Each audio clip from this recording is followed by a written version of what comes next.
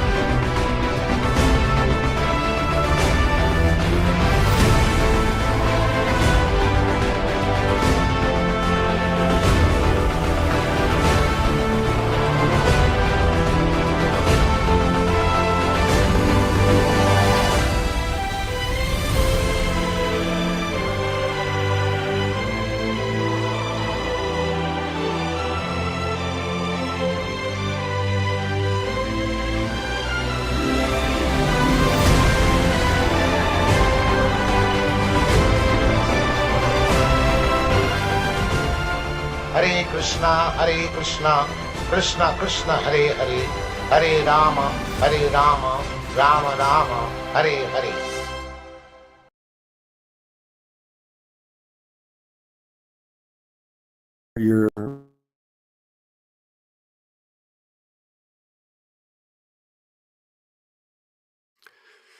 In India, it's 12 hours difference, so Japan is different, everywhere is different, but if you miss the chance to attend the live shows, you still have the opportunity to visit our YouTube channel, Hare Krishna Society, and tune in to the previous shows. We have hundreds of programs there, and people can take advantage of them without having to be regulated by the live presentations that we do 3 times a week.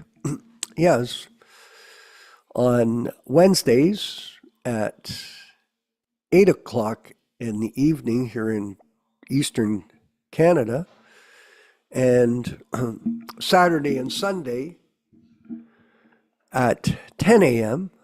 Eastern Canada time.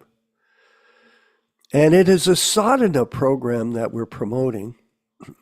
It's a consistent regulation of activity. So it's great to see all of you that are making an effort to attend on time and be a part of this hearing and chanting about the glories of the Lord from the bona fide spiritual master, A.C. Bhaktivedanta Swami Prabhupada.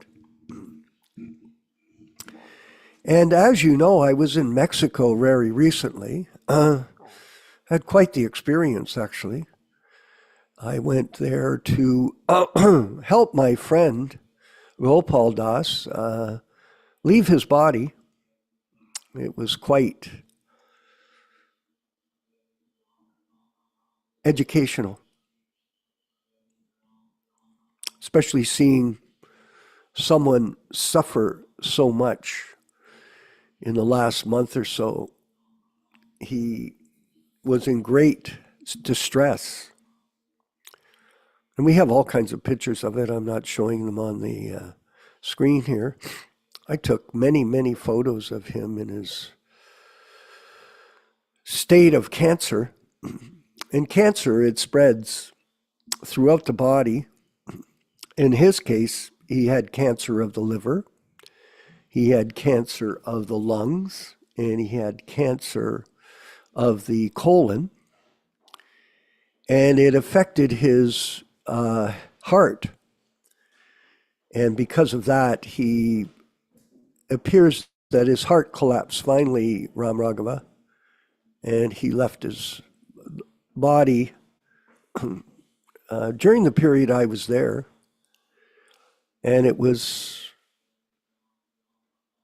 as I said, educational, because we got a chance to see the philosophy of Krishna consciousness operate in real time, Michael. Yeah. Not simply academically, because a lot of people get into Krishna consciousness, they think it's an academic type of experience. It isn't. It's a devotional experience. And there are two aspects to knowledge: jnanam, vijnanam, practical realization. And vijnanam is far different than jnanam. Just like a lot of people, they think they know, but they have no experience. They have no history of devotional service. They have no experience of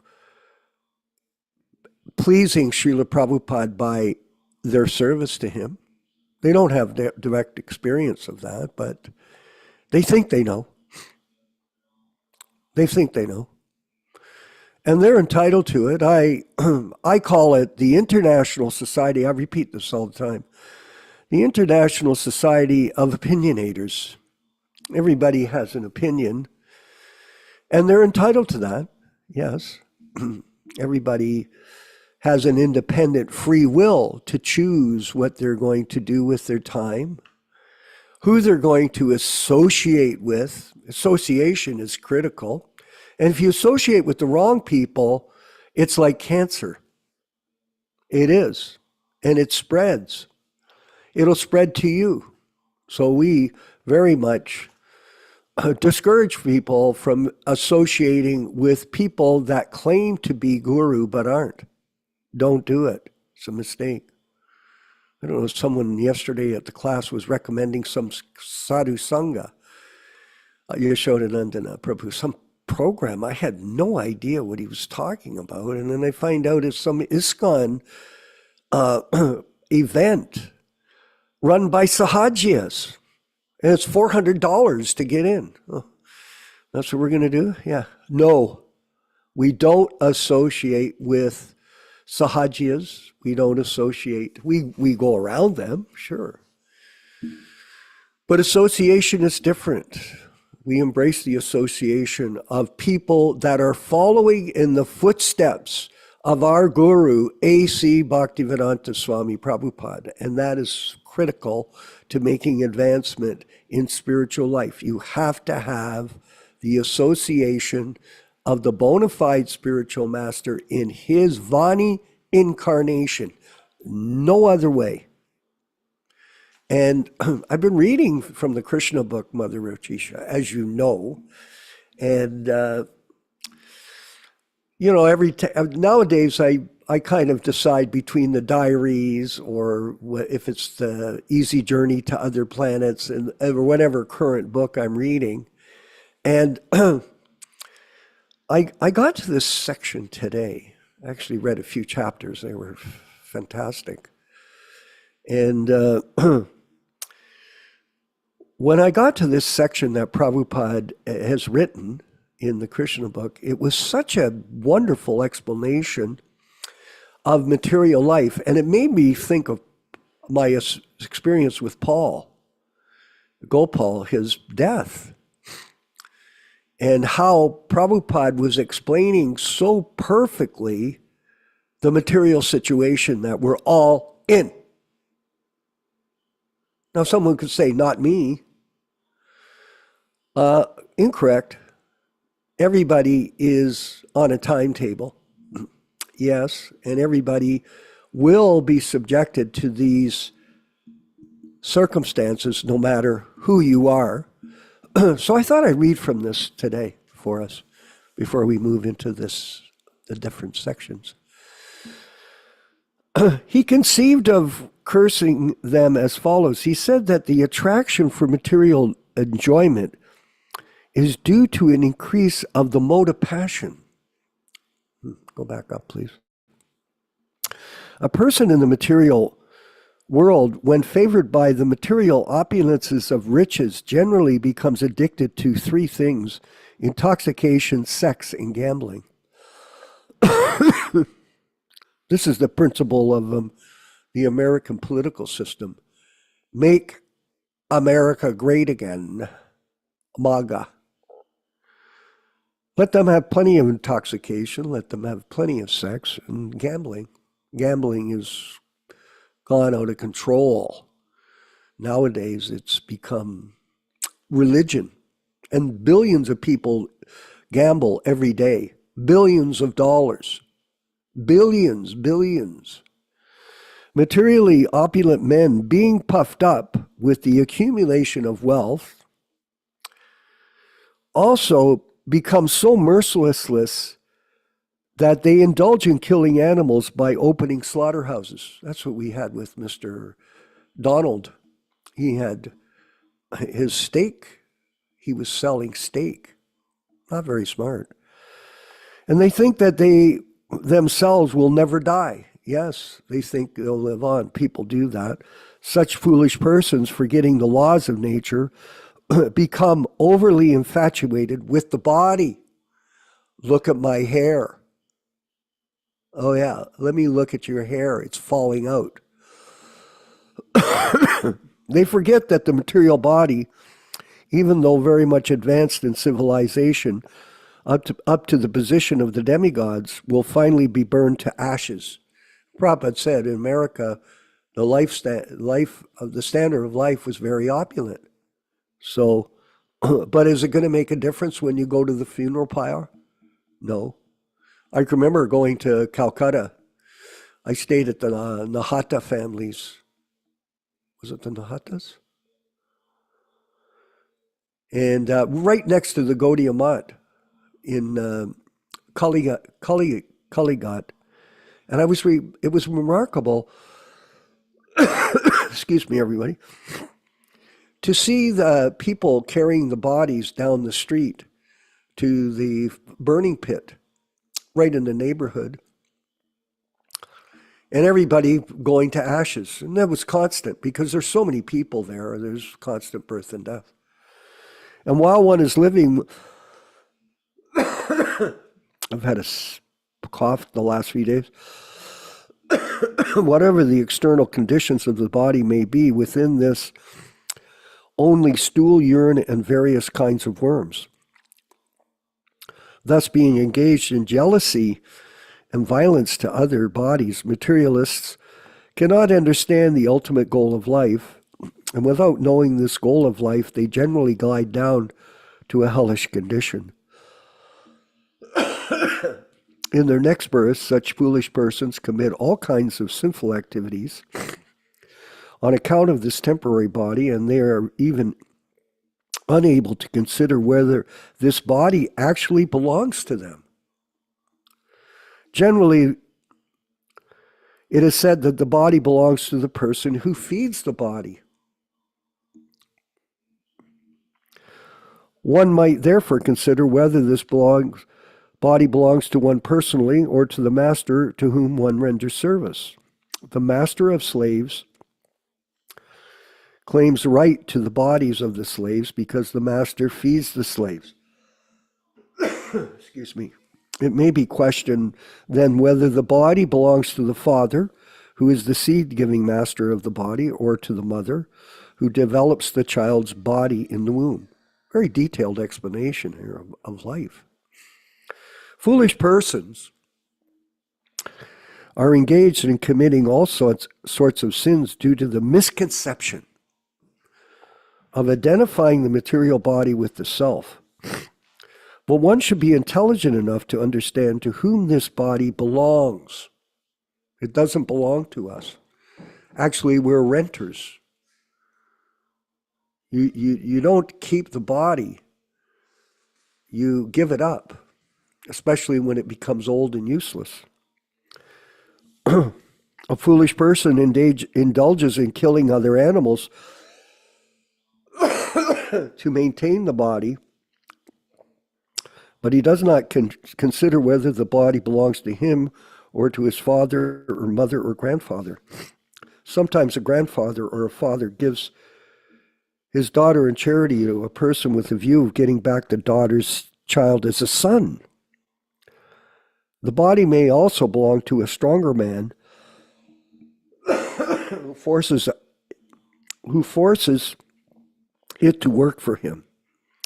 Sometimes the slave's body is sold to the master on the basis that the body will belong to the master. Oh, I'm so sorry. At the end of life, it's just what the philosophy said. It's a bag of blood, pus, stool, and urine, eh?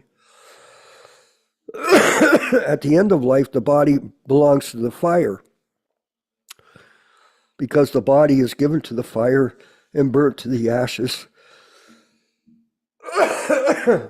Or the body is thrown into the street to be eaten by the dogs and vultures. I can't keep reading so well. Could you read the last paragraph here, Ram Rakam? Before committing all kinds of sins? Before committing all kinds of sins to maintain the body, one should understand to whom the body belongs. Ultimately, it is concluded that the body is a product of material nature, and at the end, it merges into material nature. Therefore, the conclusion should be that the body belongs to material nature. One should not wrongly think that the body belongs to him. To maintain a false possession, why should one indulge in killing? Why should one kill innocent animals to maintain the body? Read one more, this one last section. When a man is infatuated. When a man is infatuated with the false prestige of opulence, he does not care for any moral instruction, but indulges in wine, women, and animal killing. In such circumstances, a poverty-stricken man is often better situated because a poor man thinks of himself in relation to other bodies. A poor man often does not wish to inflict injuries to other bodies because he can understand more readily that when he himself is injured, he feels pain.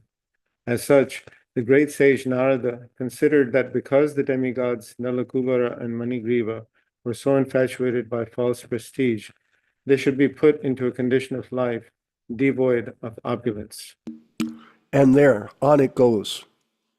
So very elaborate explanation of material life, especially those people who are under the control of the mode of passion and the mode of ignorance.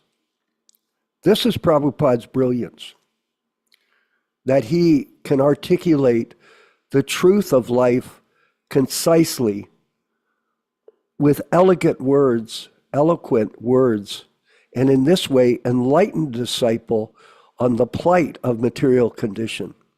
Yes, and we should always remember, for one who is born, death is certain. For one who has died, birth is certain.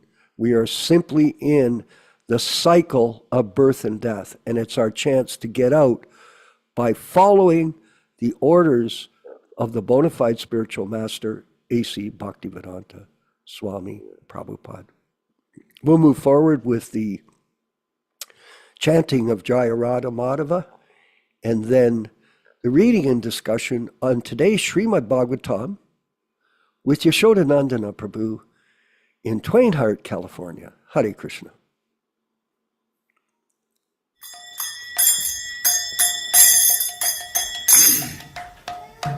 Sai.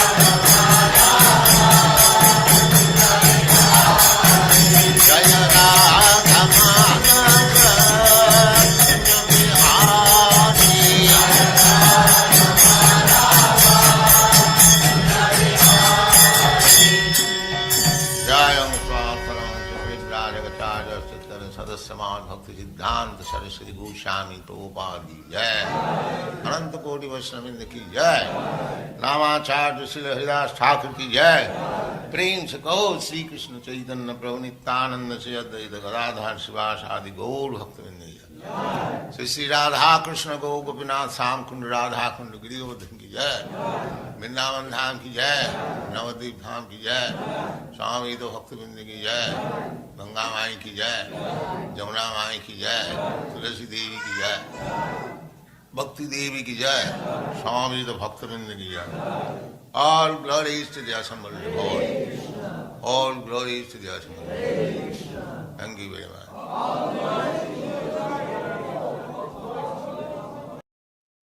Om Namo Bhagavate Vasudevaya. Om Namo Bhagavate Vasudevaya. Om Namo Bhagavate Vasudevaya. O my Lord Sri Krishna, the son of Vasudeva, the all-pervading personality of Godhead, I offer my respectful obeisances unto you. From Srimad Bhagavatam 1:1:1. Narayanam namaskritya Narayanam namaskritya naram chaiva narottamam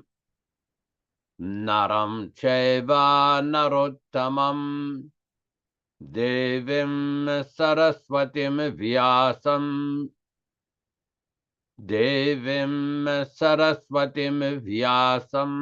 tato jayam mudirayet.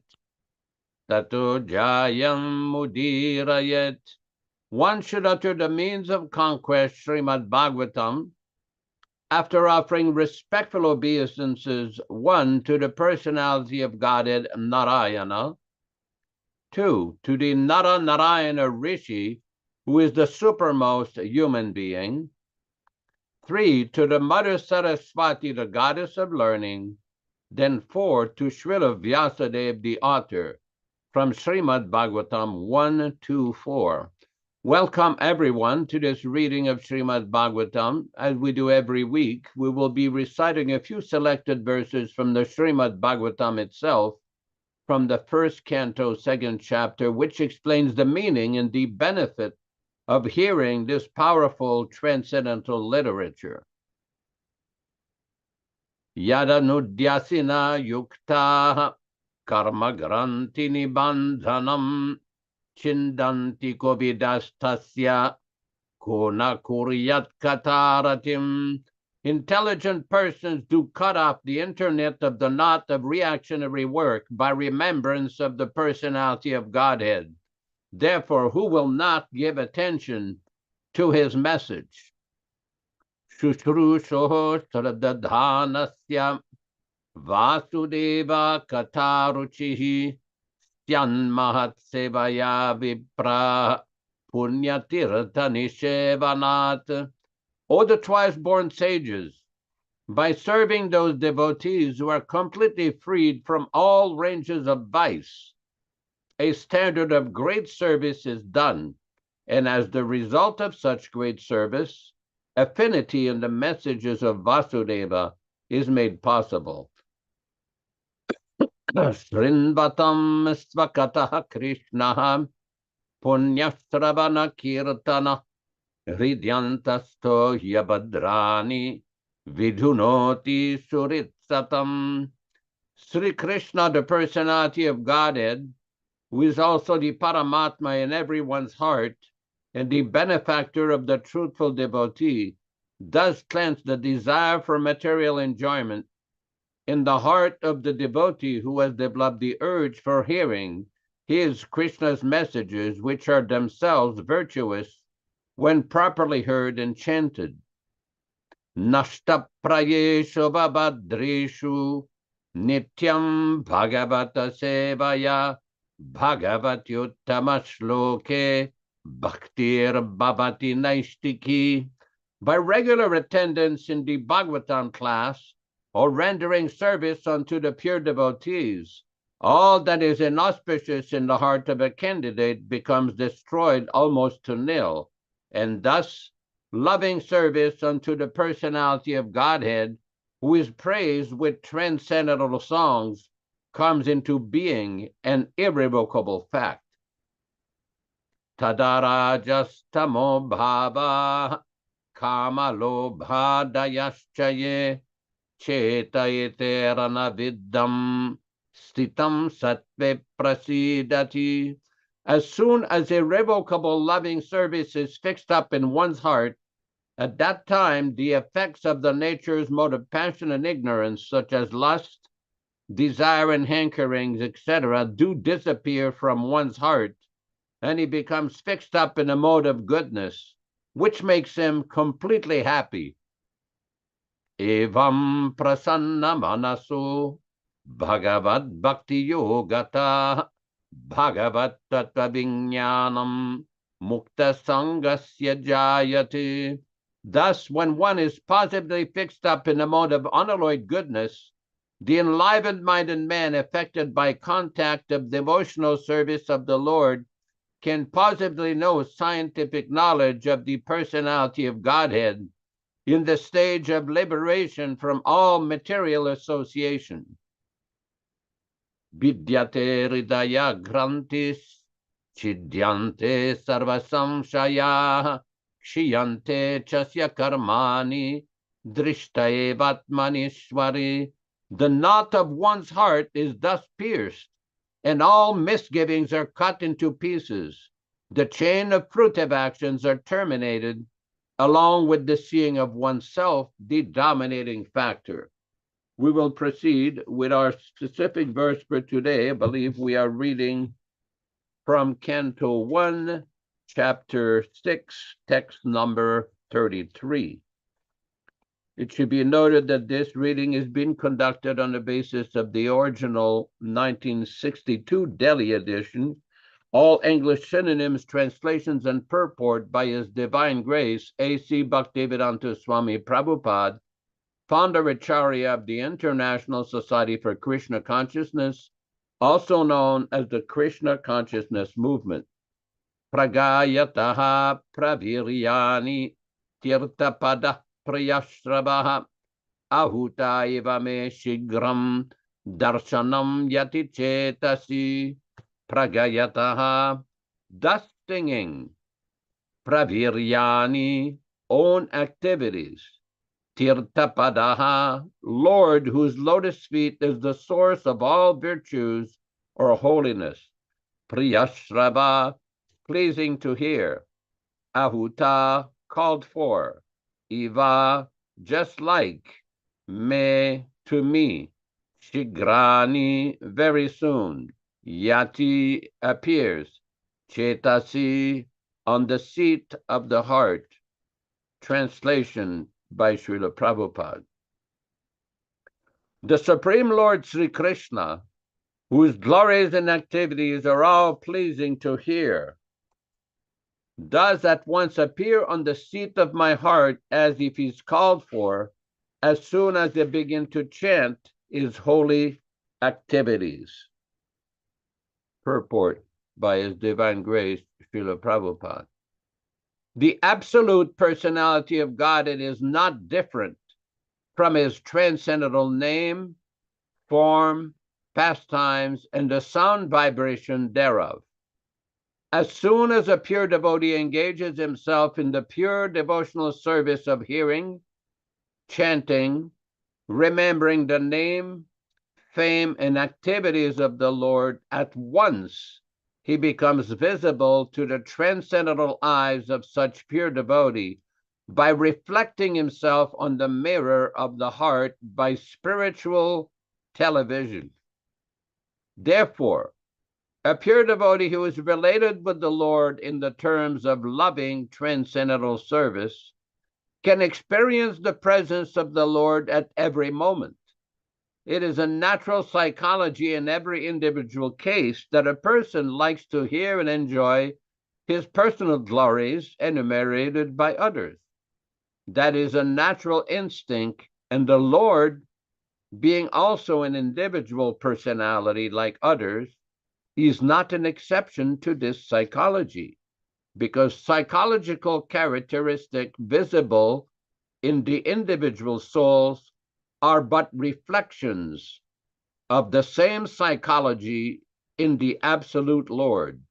The only difference is that the Lord is the greatest personality of all other personalities and absolute in his all affairs. If therefore the Lord is attracted by the pure devotee's chanting of his glories,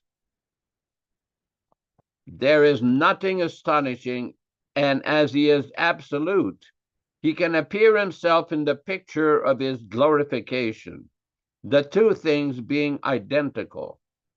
Srila Nārada chants the glorification of the Lord not for his personal benefit, but because the glorifications being identical with the Lord, Nārada Muni forces penetration of the presence of the Lord by the transcendental chanting.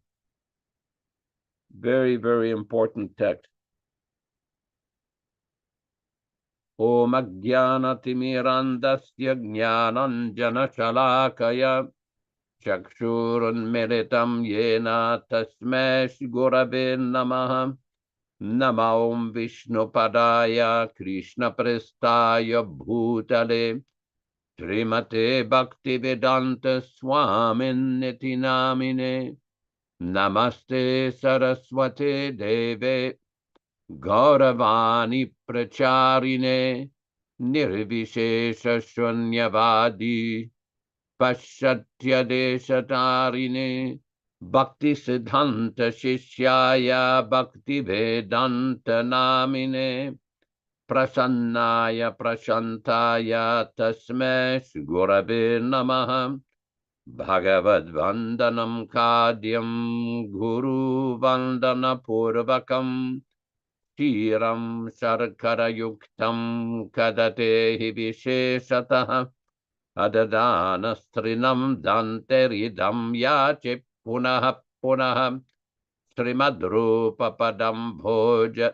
Dhulisyam Janma Janmani Amsho Bhagavatosmyaham Sadadasu Asmi Sarvata Tat Kripa Pikshako Nityam Tat Prishta Sat Karomishvam Sri Krishna Chaitanya Prabhu Nityananda Sri Advaita Gadadhara Srivasadi Gaura Bhakta Vrinda Hare Krishna Krishna Krishna Hare Hare Hare Rama Rama Rama Hare Hare.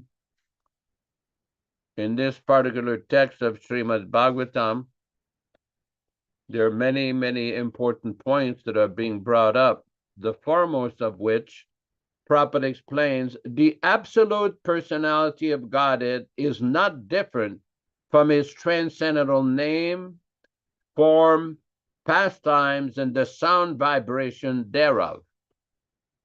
As soon as a pure devotee engages himself in the pure devotional service of hearing, chanting, remembering the name, fame, and activities of the Lord, at once he becomes visible to the transcendental eyes of such pure devotee by reflecting himself on the mirror of the heart by spiritual television.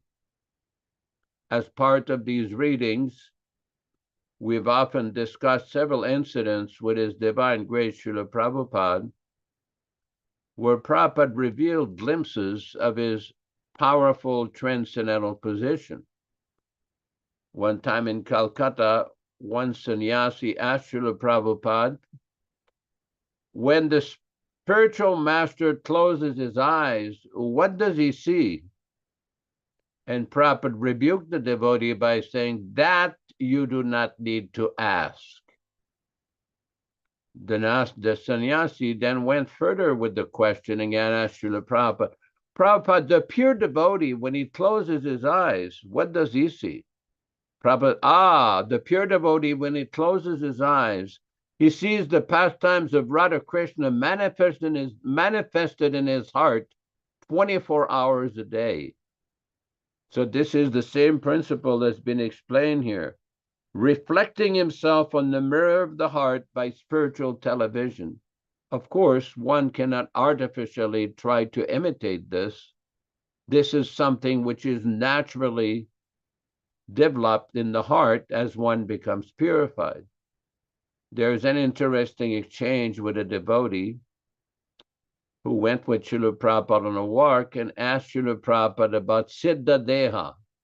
Siddha Deha means the perfection of one's own spiritual body in relationship with his rasa with Krishna. And Prabhupada's reply, first you understand that you're not this body, and then later on we'll talk about Siddha Deha, which is basically Srila Prabhupada's standard reply every time people talk about Swarup Siddha Deha, Swarup Siddhi, one's eternal rasa with Krishna. Okay, these are very interesting topics, but for a neophyte who barely understands that he is not the body, it's not possible to understand or comprehend such advanced topics. This is very similar to when Prabhupada was with Guru Das Prabhu or Guru Das Maharaj at the Radha Damodar temple. And Prabhupada explained to him that in this temple, the literatures of the Goswamis are here, and the 6 Goswamis used to write these books in these premises. And Prabhupada told him, if you would understand the contents of these literatures, you would faint. In other words, these highly advanced transcendental literatures of the six Goswamis are not meant for the neophyte stage. There's a very interesting story that Prabhupada relates with regard to his Guru Maharaj, his divine great Srila Bhaktisiddhanta Saraswati Thakur Prabhupada, where Bhaktisiddhanta Saraswati Thakur went to his father, Srila Bhaktivinoda Thakur, and asked him permission to print the Govinda Lilamrita. The Govinda Lilamrita is a very advanced literature written by Krishnadas Kaviraj, which describes the 24 activities of Radha and Krishna. So Bhaktivinoda Thakur told him, yes, you can print one copy only. In other words, this is not meant for public talk.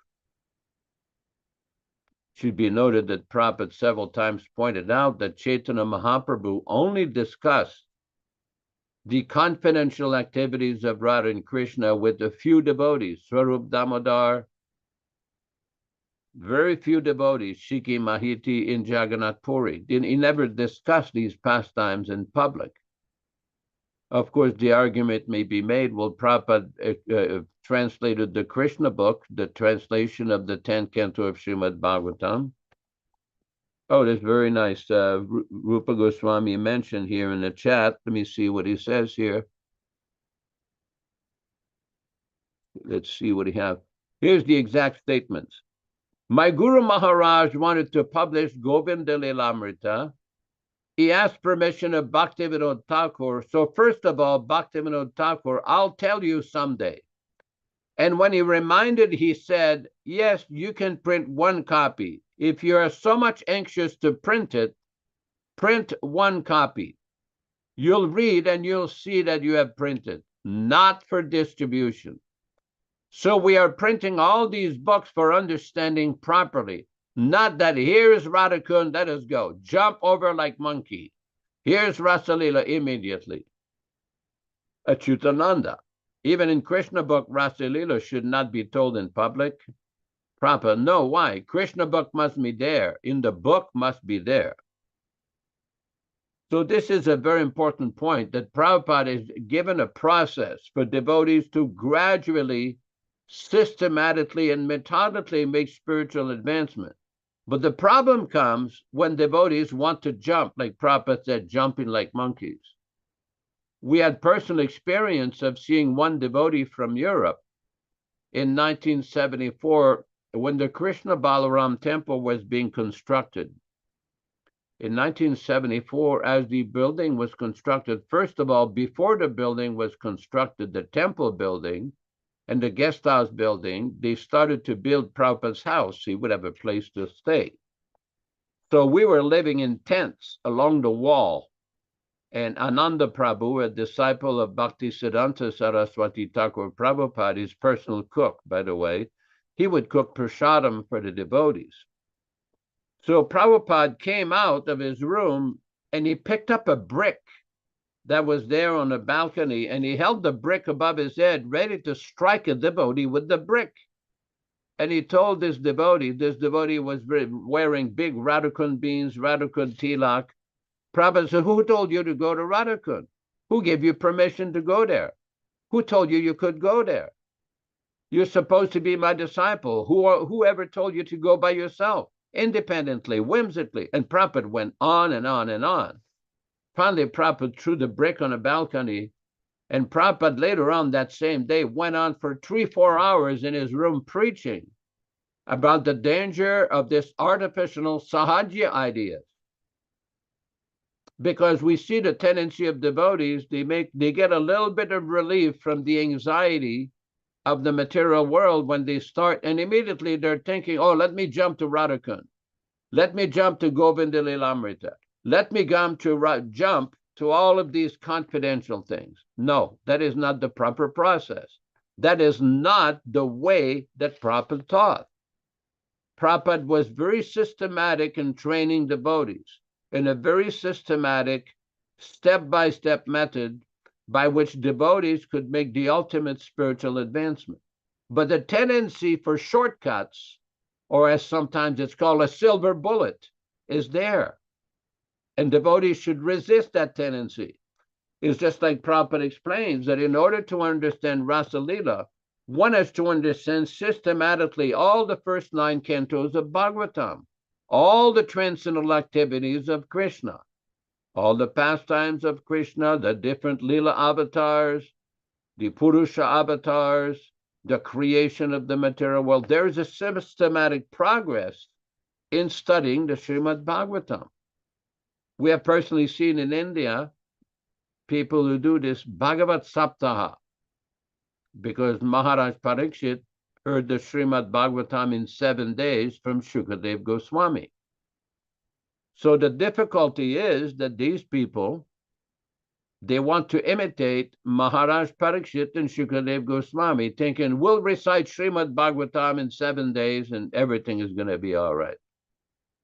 But the Srimad Bhagavatam doesn't recommend this sort of 7 days Bhagavat Saptaha. Prabhupada criticized that.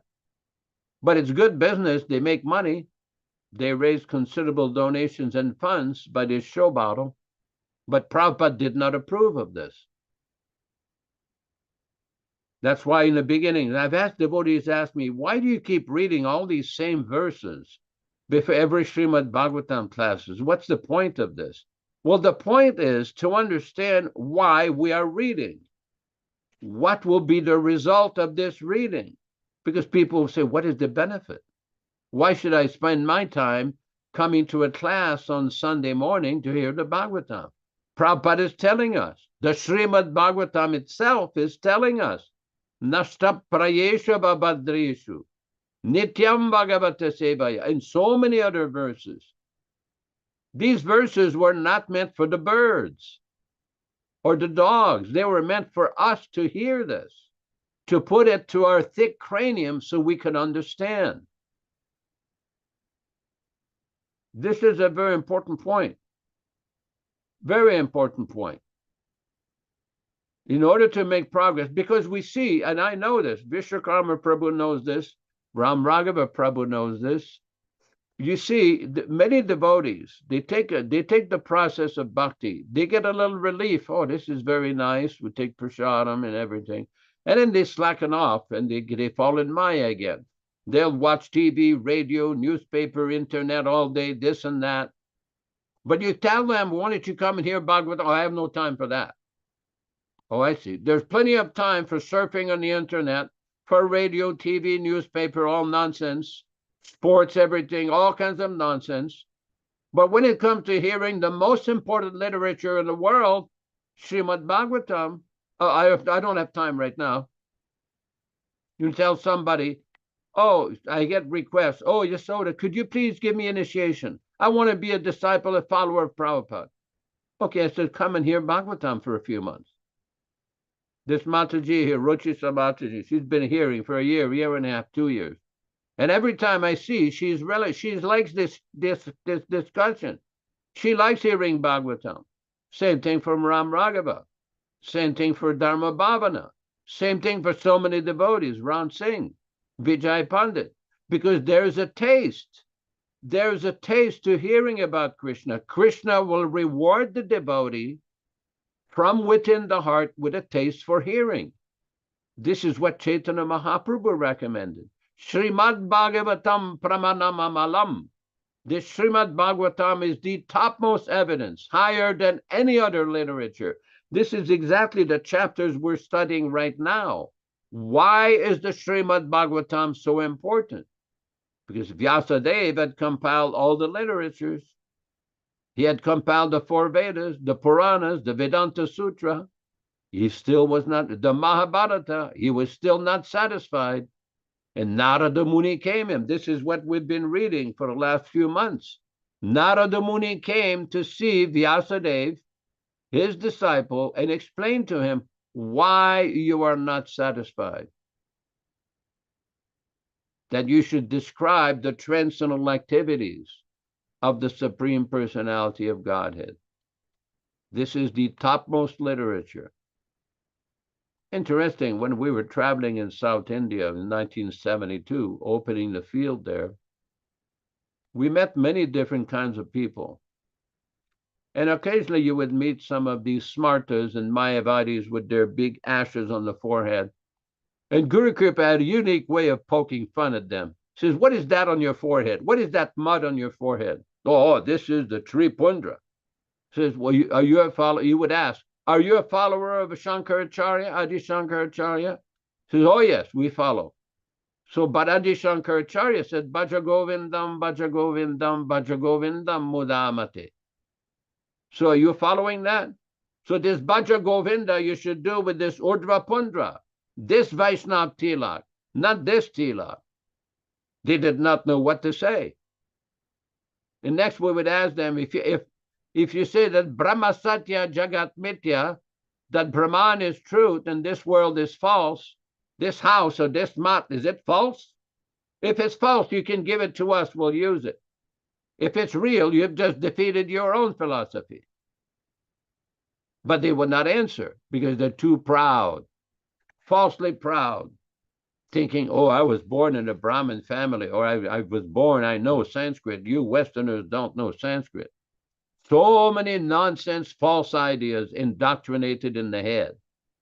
Because in order to become free from all these artificial false designations, a person has to hear Sarvopadi vinirmuktam tat paratvena nirmalam.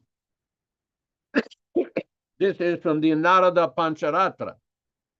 What this means, this is the definition of bhakti given by Nārada Muni.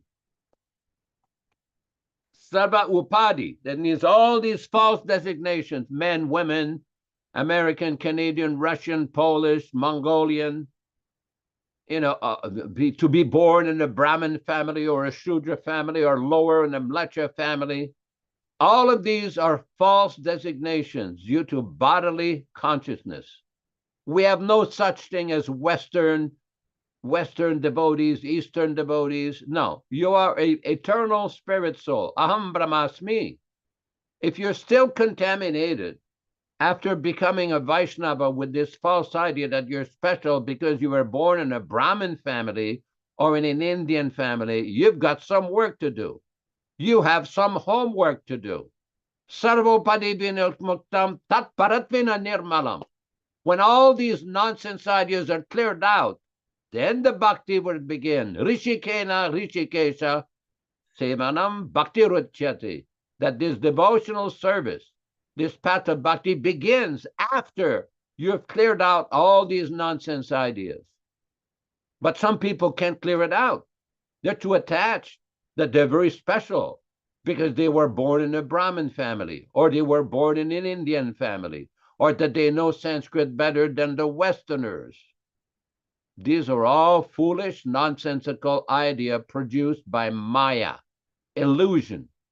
Get out of this Maya. If you're a Vaishnava, if you're really claiming to follow Prabhupada, do not be victimized by nonsense ideas. You are an eternal spirit soul. Okay, if you were born in a Brahmin family or Indian family, that is very nice. That is your good past karma, but Krishna consciousness begins beyond that. There's a very interesting letter a devotee sent me recently. It was written in 1970, and Prabhupada was explaining the difficulty he had with preaching in America to the Indians. He says, the problem with the Indians is they think they know everything, and they do not have to learn anything from us about Krishna consciousness. Well, that's the problem, not just with Indians, with everybody. Unless one's develop a taste to hear from the authorized, bona fide, transcendental Acharya, Srila Prabhupada, all of his understanding is just foolishness. One has to submit. One has to surrender, and the first surrender is to hear properly. To hear submissively, not to concoct or manufacture bogus ideas. And the first danger of all these bogus ideas is to change the words of the Acharya, to change the writing of the Acharya, to change the books of the Acharya. That is a very dangerous, nonsensical thing. You go to any lawyer in a country, and ask him if you can change the law books by yourself. They will laugh at you. That can only be done by the legislature. You cannot change things by yourself. Similarly, no one is authorized. I don't care what editorial letter they have. It is simply nonsense. Why do we say this? It is not a personal attack on everybody. We're not criticizing anybody. We're just presenting Srila Prabhupada's statements. How many times did Prabhupada say, don't change? You cannot even change one word. When devotees wanted to publish the Brahma Samhita, Prabhupada wrote a letter that do not even change one comma of my Guru Maharaj's book. Print it exactly how it is. In 1971, we went to the Gaudiya Math Bagbazar temple, the Gaudiya Math temple. Guru Kripa and myself, we wanted to buy some copies of Brahma Samhita, the one that was published during His Divine Grace, Bhakti Siddhanta Saraswati Thakur's time. So some old devotee, Vaishnava devotee, went to a dusty room and he got up an old box and he gave us a couple of Brahma Samhita. We gave him a donation. We brought it back to the temple in Calcutta and showed Srila Prabhupada. And Prabhupada, the first thing that he did is that he started to look at the first few pages of the book. And he's looking, he says, yeah, this book is bona fide. It was published during the presence of my Guru Maharaj. But after he left, be aware, they started to change his book, to edit some of his books. Same disease 45 years later. The same disease. Prabhupada told them, warned them on June 22nd, 1970, in his garden, do not change anything. They cannot change anything. Unquote. But they did not listen. They made more than 5,000 changes to Prabhupada's original Bhagavad Gita, claiming that the editor didn't know what he was doing. Okay, there may have been a mistake here or there, but overall, Prabhupada accepted the book. He preached from the book every day. Thousands of devotees were made from the book. Hundreds of scholars and PhDs gave reviews on the book. But yet some people thought they knew better. Oh, let's change the book. Simply nonsense. But people will say, oh, I got a letter. Prabhupada was such a good devotee. That may be. That's in 1976. In 1977, Prabhupada warned the next printing again should be the original way. But that changed disease. Prabhupada said several times, this is the problem with you Westerners, the change disease, always changing. Very dangerous tendency. But yet, some foolish persons, some foolish devotees, they say, oh, you two are criticizing. No, we're not criticizing. We're fact-finding and analyzing what took place to understand the proper course of action. That's all, because many devotees are confused. They've been victimized by the false propaganda of so-called managers, pseudo-managers who've made a complete chaos of the society that Prabhupada started. Fortunately, there are many sincere devotees who want to see the situation rectified so that in the future, after we all depart, you can get the original legacy of Srila Prabhupada, the original non-adulterated, non-interpolated, non-modified books. I was just talking to a devotee yesterday. He was explaining, he was telling me how important it is for devotees to read the original non-modified books of Srila Prabhupada. I said, yes, it does make a difference. He has seen the truth and they have seen the truth is entirely different. When Prabhupada said that Jagannath Das Babaji initiated Bhaktivinoda Thakur, no devotee in this movement has the right to change that.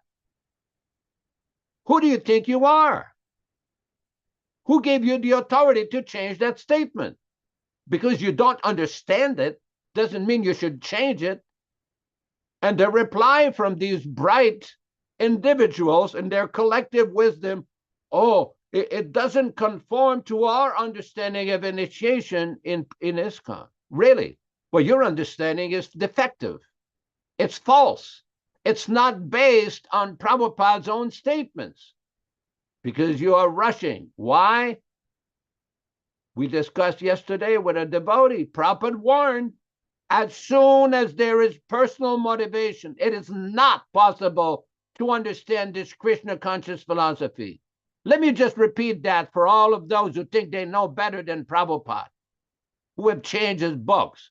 It is not possible for you folks to understand the philosophy that he taught because you are polluted with this disease of personal ambition. That's why you've changed his books. That's why you've changed his instruction. That's why you're distorting everything. Stop the changes. Stop the nonsense. Follow as it is. Prabhupada gave us the Bhagavad Gita as it is. Why? Because he saw that so many Mayavadi editions, nonsense editions, speculative editions were brought up and were distributed all over the world by so many speculators. He wanted to present exactly the Bhagavad Gita as it was meant to be presented, just like it was presented by his Guru Maharaj, by Bhaktivinoda Thakur, by all the great acharyas. So it's very important. If devotees claim that they follow Prabhupada, His Divine Grace, A.C. Bhaktivinoda Swami Prabhupada, they should not change his books. Don't change his teaching. Don't change his instructions. Don't invent new styles of kirtans like sahajiyas. Why? You know, when Prabhupada was here with us, several times he would send his personal servant or his secretary to stop the kirtan when devotees went too far with crazy kirtans. We know, we've seen it, we've experienced it. Now it's every day on YouTube.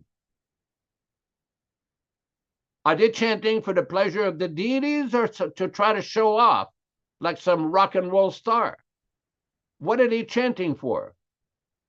Kirtan was meant to be with kartals and mridangas.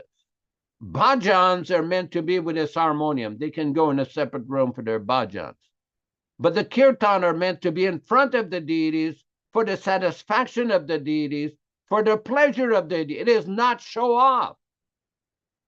We're not rock and roll artists. We're trying to be devotees to please Krishna. How does Bhaktivinoda Thakur describe this? Bolo Krishna, Bhaja Krishna, Koro Krishna Shiksha. Aparad Shunya Hoy Laha Krishna Nam. Take the name of Krishna, avoid offenses, chant the name of Krishna, Bolo Krishna, Bhaja Krishna, worship Krishna, Koro Krishna Shiksha. Follow Krishna's instruction. Hare Krishna. Thank you very much. Hare Krishna. Glory to Srila Prabhupada. Thank you. That was a wonderful explanation, not only of the verse, but of the proper understanding of how to receive the messages of Krishna via the transparent medium of the pure devotee. Because the pure devotee is a surrendered soul in disciplic succession, and he is the transparent via media for Krishna, that the Lord speaks through the spiritual master. The spiritual master has surrendered. That's why it's very important that people understand the difference between a pure devotee and a fake devotee. Very important point. Because those self-appointed people who claim to be pure devotees who are not are misleading people, and that's called misinformation, misrepresentation of the philosophy. And I wanted to comment, Yashodanandana, you were talking about Radhakunda and Prabhupada chastising the devotee who went to Radhakunda. And we had a situation in India back in, I think it was 1974, maybe you recall, I don't know if you were in Vrindavan at that time, but we were given permission to go to Radhakunda by Prabhupada. We had never gone there. Back in 73, there was Raman Reti. We stayed on the roof. The temple hadn't been constructed. It was being started, Krishna Balaram Mandir. But there was things going on, and then in the next year, we went back. We were going every year to Mayapur, Vrindavan festivals. It was fantastic, Dharma Bhavana? You go there, Prabhupada was there. He was going to present all the classes. So every morning you got up, you did your rounds, you went to Mangalarti, and then Prabhupada would come out. We would sing Guru Puja to him. And it was ecstatic, very ecstatic. Remember in Mayapur, remember Prabhupada going around the building in the morning? You could see some videos of it. He'd go around the building. There was just one building. It was the original construction. And then we all followed him around the building, and he'd ring the bell. And everybody would leap and chant like crazy. It was like just the spiritual world had manifested before our very eyes. I'm from Hamilton, which is steel town. It's a nowhere. And all of a sudden I'm in India, in Adodi and Akurta, at the birthplace of Lord Chaitanya, and there's Prabhupada leading us around the temple room, ringing the bell, and everybody's chanting and dancing. We had no problems, no cares in the world. We were simply satisfied to be a part of that transcendental experience. I'll try not to cough too much. It was amazing. Anyway, getting back to Vrindavan. So we go over to Vrindavan. I'm not as, my memory isn't as astute as Yashoda's, so I apologize. But at any rate, I think it was 1974. And somehow or other, they decided they were going to let us go to, Prabhupada gave permission for us to go to Radhakunda. We weren't traveling around, by the way. Whenever we went to India, we were all designated. We'd end up in Mayapur, Navadvip, and then we'd go from there. We went to Vrindavan, or subsequently we started to go to Bombay as the Bombay temple started to manifest. Anyway, we get permission to go, and they arrange some buses because it's a distance from Krishna Balaram Mandir. It was wonderful, by the way, Bhakta Tom. I remember when you get off the bus there, you know what you did, Ram Raghava? You know what you did. You made this journey. You have no idea what you're doing, but you knew one thing: you got to roll in the dust. Everybody get off the bus, and back then it was still Vrindavan the way we knew it. We get off and just roll in the dust, get covered with the dust of Vrindavan. Get blessed, eh? It was amazing. So Prabhupada says, oh, okay, he gives us this instruction. They arrange some buses. Oh, yeah.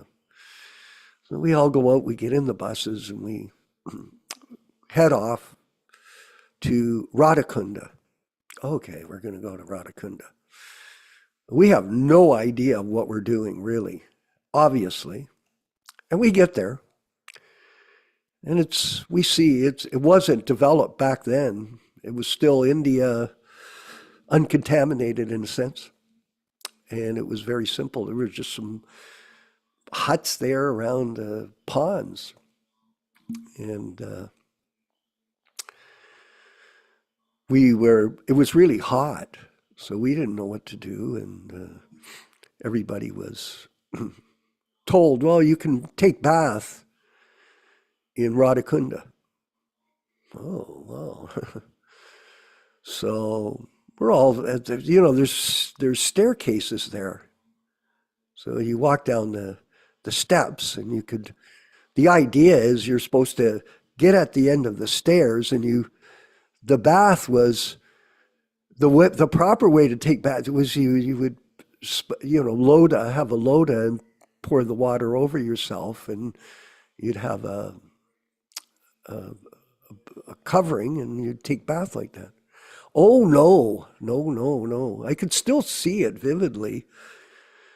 All of a sudden, I see some devotees, they cannonball off the pier into the Radhakunda. I'm going, what the heck is that? And so I thought, well, I guess this is what you do. So we all the devotees, there was about 200 of us, we all started to take a swim in Radhakunda. What happened to me, Ram Raghava? I dove in and I thought, well, I'll just swim across Radhakunda. So I'm swimming along and I'm thinking, holy Krishna, this is a long way. I'm going to drown. I started to drown in Radhakunda. I thought, oh, I still remember it. I was going under. I was saying, oh my God, I'm going to die in Radhakunda. Anyway, I made it to the other side. I dog paddled, got the other side and got out. And so we carried on, we finished up, and then we get back in the bus and we go back to Krishna Balaram Mandir. Prabhupada finds out what's happened. So, oh my God. Everything. We did everything wrong. It was actually very offensive to use it as a swimming pool. Prabhupada gave the explanation. He said he realized that we didn't know it. We were innocent. It was a mistake. We didn't know. And he compared it to the child walking on the sari of the mother, Radharani, soiling the mother. And in this way, we were forgiven for our errors. But this is something that we should never have done. Just like when we went to Govardhan Hill, everybody started to pick up the Govardhan Shilas. And I know Yashodanandana got one from Prabhupada personally, I believe. That's different. But everybody was taking these, Prabhupada, you take those Shilas back to Govardhan Hill. Because there are strict rules about this. And we have to be careful not to jump ahead and think, Prabhupada said in a recent lecture I was listening to, that anybody that jumps ahead and thinks that they are now becoming gopi or prema bhakti, there's every chance they'll fall down. It's a gradual process. And there are strict rules and regulations for it. Just like worshiping, excuse me, everyone, worshiping the deity Radha and Krishna in your home. Very dangerous. Very. It's possible. You could do it. Oh yes, people do it, and there's nothing wrong with it. But there are a lot of rules that you have to follow. A lot. And you have to become familiar with them, install the deity properly, and do all that regulation in order to not commit offenses against Radha and Krishna. In Hamilton, Ram Raghava, when we had the temple on Charlton, all we had was a Panchatattva, a painting. And then we had a picture of Prabhupada, one picture of Prabhupada as the guru. We didn't even have the disciplic succession. We just had Prabhupada, and we had the Panchatattva. And by the way, back then, we were all so sincere. We accepted totally that Lord Chaitanya was present in the painting. And that this is the Guru Gauranga worship. And that's all we did. And we offered our food. We had the kirtans, ecstatic kirtans in front of the painting, the Panchatattva. No Radha Krishna. No. But it did not minimize the devotion that the devotees had for Krishna in these different manifestations, whether it was in the Panchatattva painting or a simple picture of the Guru. It's devotional service is based on the sincerity of the purpose of the individual, not on formality. Formality is okay. It's very proper. The etiquette is very important. As you make advancement, you have to be careful. But real devotional service is sincerity of purpose. So when people start to think, oh, I'm going to I'm a lover of Krishna, very dangerous. One should always stay in the humble state of mind, that you're simply the servant of the spiritual master. That's what Prabhupada's instruction to myself was. And this way you'll become great, by remaining a servant. And these formalities of devotional service must be carefully followed by the serious practitioner. And you have to read the Bhagavatam starting at the first canto and go forward up to the 10th canto, carefully, going step by step. And the lotus feet are the first canto, and it moves up to the higher stage of understanding Radha Krishna. Yes, very, very important that we do not become sahajya ourselves. I have a friend, he worships Radha Krishna at his house in Cambodia. I don't know why he does this. He got these deities years ago, and he maintains this idea of keeping Radha Krishna. I don't tell him not to. I mean, it's out of my hands, really. But I did tell him, you have to be very cautious when you do this. Very careful. Because you can commit offenses, just like offenses of familiarity breeds contempt. That when you're around Srila Prabhupada, and we're reading about this, these so-called senior devotees that we're reading about from the early days,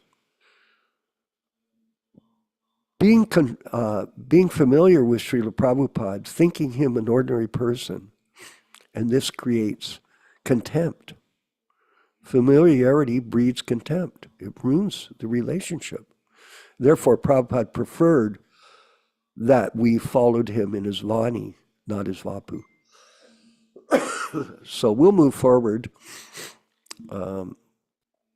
with the review of the biography, the unauthorized biography of A.C. Bhaktivedanta Swami Prabhupada by one of his disciples. And by the way, Yashoda, I'm writing a bio for our guide, and I got good information from Yashoda yesterday. We're writing a brief explanation of Prabhupada's life as an introduction to people that are going to go read the guide. They have a perspective on who Prabhupada is. Not only his accomplishments, but his status as a pure devotee. It's very important for people to see the opportunity that they have to get this association with an exalted personality like Srila Prabhupada, who's produced so many wonderful literatures, a whole library of information for people, for all of us to read on an ongoing basis and enjoy the transcendental pastimes of Krishna, Lord Chaitanya, and the whole Vedic understanding of the purpose of human life. So there's just an incredible opportunity, but don't misuse it by misunderstanding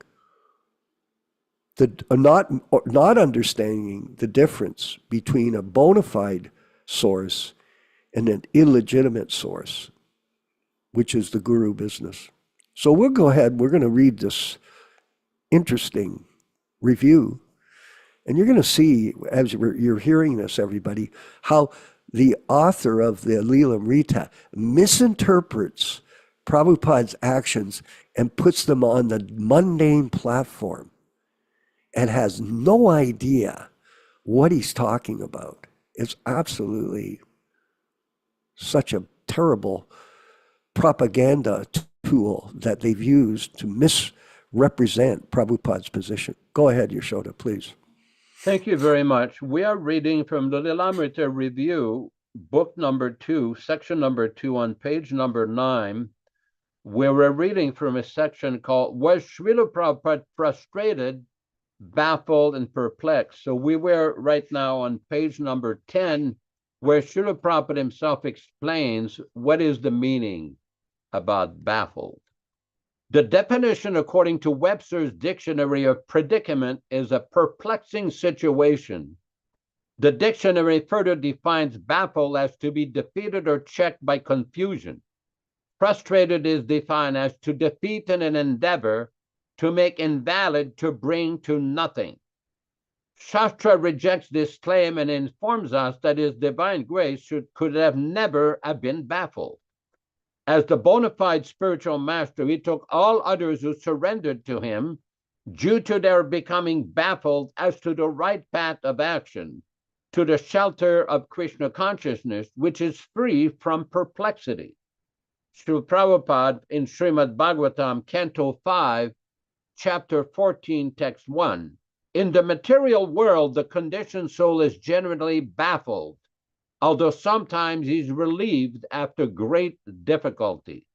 The human form is an opportunity to take shelter of the bona fide spiritual master and through him, the Supreme Lord.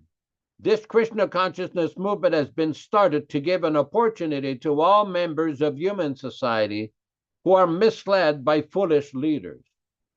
Prabhupada explains in Bhagavad Gita, Chapter 2, Text 7, by nature's own way, the complete system of material activities is a source of perplexity for everyone. In every step, there is perplexity, and therefore, it behooves one to approach a bona fide spiritual master who can give one proper guidance for executing the purpose of life. All Vedic literatures advise us to approach a bona fide spiritual master to get free from the perplexities of life, which happen without our desire. The Vedic wisdom, therefore, advised that in order to solve the perplexities of life and to understand the science of the solution, one must approach a spiritual master who is in the disciplic succession. A person with a bona fide spiritual master is supposed to know everything. Then we have from Srimad Bhagavatam, Canto 1, Chapter 18, Text 2. Maharaj Parikshit was neither afraid of nor bewildered by such things. That is the sign of a pure devotee of the Lord. Then we have from Srimad Bhagavatam, Canto 1, Chapter 5, Text 6. My Lord, everything that is mysterious is known to you, because you worship the creator and destroyer of the material world and the maintainer of the spiritual world, the original personality of Godhead, who is transcendental to the three modes of material nature. Purport. A person who is 100% engaged in the service of the Lord is the emblem of all knowledge. Now, these are very important points because sometimes devotees keep going back, well, probably it says this in a Lilamrita, it says that. The problem with that whole book, it's involved in complete speculation about the activities of Srila Prabhupada. Because we read yesterday and we posted in the chat a statement from Srila Prabhupada where he says there is no need to understand the past of a Vaishnava, and there is no record. This is a very important legal point. There is no actual record of Prabhupada advising or ordering any of his disciples to write a biography about him. As a matter of fact, when he was asked in Toronto about personal association, Prabhupada's reply was, you read my books. If you read the books, if you're lucky enough nowadays to read an original book, a non-modified, not adulterated book, then you will understand what Prabhupada is saying about his life, where he was born, how he had the Ratha Yatra when he was young, how he was, his father was a pure devotee, how he met his Guru Maharaj, His Divine Grace, Bhaktisiddhanta Saraswati Thakur.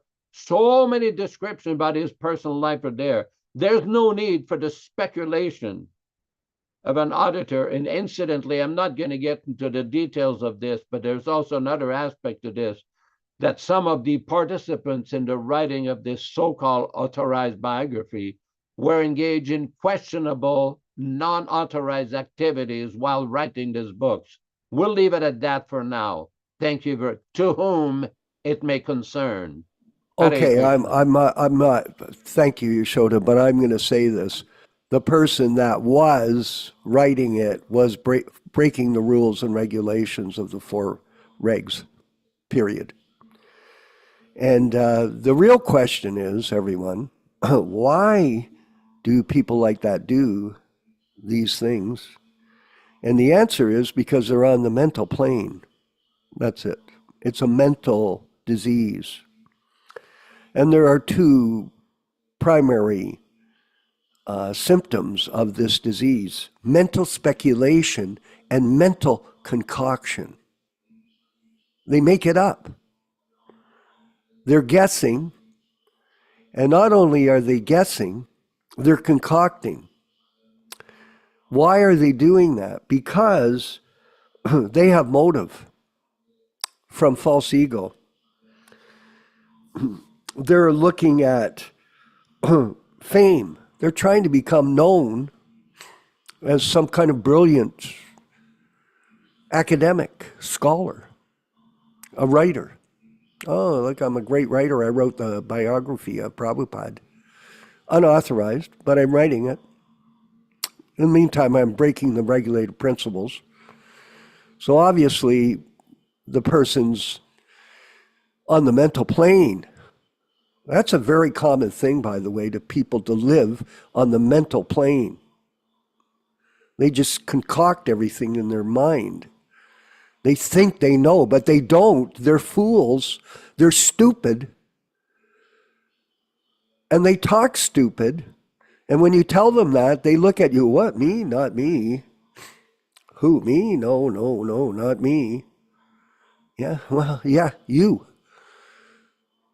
You don't get it. You don't listen. That's your problem. You don't listen. You get good advice and you reject it. So, the other reason why this person was motivated was to become a guru. And what happens when you become a guru, unauthorized guru? You have power. So you become famous as a great author. Then you become powerful because you're a guru, you represent God. And then the last thing that you do is you want money. Oh, I need money for my retirement. What's the best way to get money? Well, get disciples. They'll give you money. And you get rich.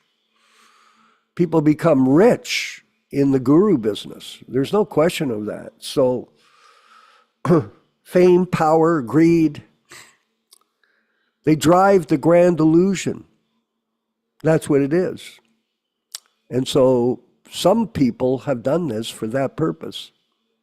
And that's unfortunate. They're on the mental plane of mental speculation and mental concoction. And so we're dealing with this. It's a disease like cancer. Have you ever had cancer, Tom, in Germany? Have you ever had cancer? Do you know what it's like? It's terrible. I was just with Gopal. The cancer spread throughout his body. It killed him. And some of you may have had cancer here in our group. Myself and Yashoda are both cancer survivors. I had 5 cancer operations in the last 5 years. Some fairly serious for urinary bladder cancer. And Krishna blessed me with some more time to continue on with our service. But the point is, cancer spreads. And what we're talking about is this disease that's being propagated by people in the Prabhupada's mission who are not bona fide are spreading cancer to everybody in terms of confusion. Yes. And you become infected by them. So we always warn everybody, be careful who you associate with. Be very careful. Do not listen to everybody. Don't be naive like we were. Oh yeah, I was very naive. And I am number one stupid. I know that. I had a guy come to the Toronto Temple back in the day. He showed up with a German Shepherd. He was supposed to be a guru. He was showing up with a German Shepherd to protect himself. What? Keith Ham, what's wrong with you? And I thought, well, I guess that's all right. Yeah, I guess it's all right. Yeah, you can sleep in a sleeping bag in Prabhupada's room with a child. And, oh, yeah, that's all right. He wouldn't do anything wrong. And the guy was a pedophile. And that's how stupid I was. Right in front of my very eyes, things were going on. I was forgiving everybody. Oh, no, he wouldn't do that. No, no, no. Oh, yes, he did. And it was proven in due course of time how degraded many of these people were. And so we have to be careful who you associate with, who you listen to. Don't just go be naive and listen to anybody and because they got pink robes on, they're some kind of great sage. Yeah, sure.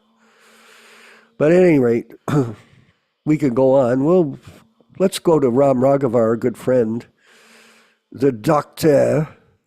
How many people are on that YouTube channel today, sir? Hare Krishna. So Haribo.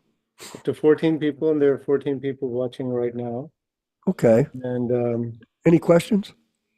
let me see. There's one question from somebody named Chan. It says, Okay. using these points, would it be possible to prove to the world that they are not representing Prabhupada's teachings, nor his movement, nor for the sake of argument, not for the sake of argument? Proof to the world. What? That they're not representing Prabhupada's teachings. Well, I mean, the answer is, Prabhu, online, is we're explaining it to you. You're coming to the program, correct? So do you accept it? How are we going to reach the world? We're trying. We're doing it. We have our classes. We have 2,000 hours of programming. And we're doing a lot of other things in preparation to educate people. We're step by step. It takes time to complete all of the duties that Krishna has sent to us. So we're doing the best we can, but it is a very complicated situation. Yes, it is, and confusing, and quite tragic in some ways. But it has not dampened our enthusiasm to continue on in the hope that we'll meet sincere people like yourself who will get it and carry on with the message without any change or alteration. Thank you for that. That was, Go ahead. Sorry, the correction on the name was Sihan, not Chan, but I also have a question for you. Go ahead, please. In the purport of the Srimad Bhagavatam that we read today, Okay. there's a section that says, if therefore the Lord is attracted by the pure devotees chanting of his glories, there is nothing astonishing, and as he is absolute, he can appear himself in the picture of his glorification, the two things being identical.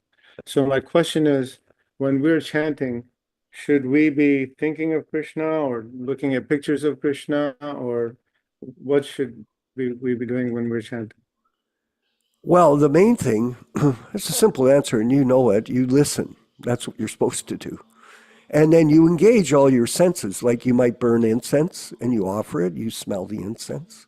You smell the flowers if you have offered flowers. You look at the picture like we did at the Hamilton Temple back in 1971. We would chant to the Panchatattva. And in this way, you engage all of your senses in Krishna's service. And you absorb. You're like, it's samadhi, you become deep, dive deep into the whole process. But the main thing is to listen. And I'm finding for myself, I'm just giving my own experience. My rounds are whatever. These last little while, I keep practicing. I keep mentioning it to all of us about Paul, our friend Gopal, who was not really preparing the way he should have for leaving. So it's reminding me, listen, listen, listen. So when I was on my japa walk this morning, I was listening more to the mantra. So practice makes practice makes perfect. It's like anything that you do. You just keep practicing, keep going, keep trying. Try to listen. Just keep trying, and Krishna will help you. Yashoda, maybe you could respond. Well, there's Yeah, a lot of different angles to this. yeah, And I just want to point out that there's a very important aspect to Krishna consciousness. And we keep mentioning this again and again about hearing, submissive hearing from the proper sources. The difficulty we're all confronting right now, and I know our good friend Neil Sharma and Ram Raghava understand this because they're both in the medical field, highly accredited doctors and dental surgeons, that you can't manufacture your own way of becoming a dental surgeon and a doctor. There's a proper path to get that certification, to get that qualification. And in order to do that, you've got to study, you've got to take exams, you got to take a final exam. There's a system. Similarly, there's a system for chanting. There's a system for hearing the Srimad Bhagavatam. And the problem is the entire system that Prabhupada gave us has been turned upside down by whimsical people. People who decided we're going to change that system and modify that system and invent new ways of presenting that system for whatever reason they've concocted. I mean, how many times do we read in Prabhupada's teachings? Don't change, don't adulterate, don't manufacture, don't speculate. I mean, it's everywhere from the first to the last page. It's not, but the tendency of the conditioned soul is to be whimsical and change. Vishwakarma Prabhu has pointed out, with regards to Prabhupada's Guru Maharaj's institution, that a great institution was spoiled by whimsical ways.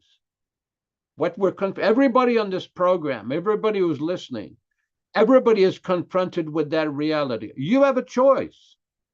You have a choice to hear from the original source, from Prabhupada's original, unrevised, non-modified teachings and books, or else to go and listen to these people who, for whatever concocted reason, think that they can change and modify and re-edit and subsequently edit, and you lose the purity. Let me give you an example. In South India, there's a temple. It's in Madras, in Chennai. It's called Parthasarathy Temple. This is a temple where the deity is 5,000 years old. And I once had an interesting discussion with the Sri Vaishnava Brahmins. They sell these little cups of prasadam. And you give them a little fee, and they give you this little cup of prasadam. And some of it is called paramannam. Paramannam is the Sanskrit word for sweet rice. Now, they cook sweet rice in a very specific way and put spices in it. They'll put a little bit of camphor, a little bit of cardamom, a slice of cinnamon, but you don't know exactly their recipe. They will not give you the recipe because they say we can't give it because it's for the deity. It's for Parthasarathy. And it is so exquisite. People buy one cup, they come back, they want another cup. Why? They don't change the recipe. Here it is. Here's the temple right there. Thank you, Prabhu. Thank you. It's very unique, very unique. They never changed the recipe. Another example, Srila Prabhupada was in Calcutta. There's a very famous sweet shop in Calcutta called K.C. Das.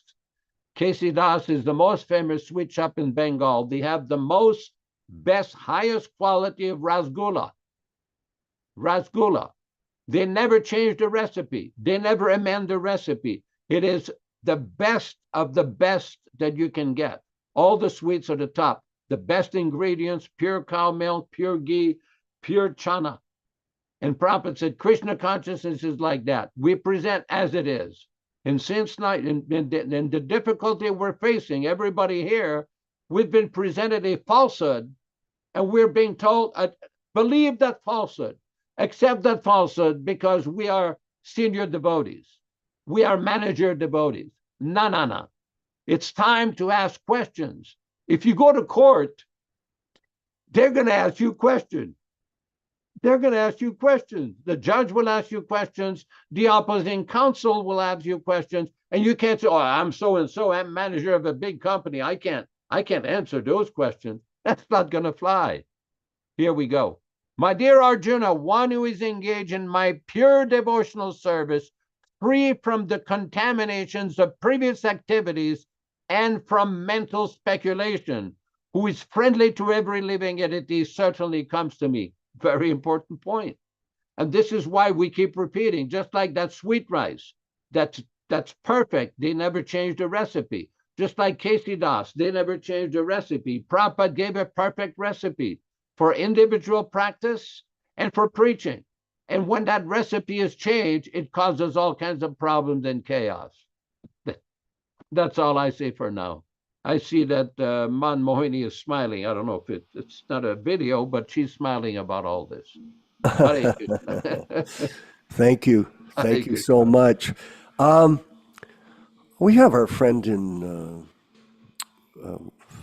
down in southern states, Neela Sharma. I see you got your hand up. Go ahead, Hare please. Krishna. Go Hare ahead, Krishna. please. Please. Jai Shri Prabhupada. Yeah. You know, it's a very interesting question which was posed by the YouTuber, one on the YouTube, and by Ram Raghava Prabhu. Yeah. You know, I'd like to address the question posed by the person on YouTube.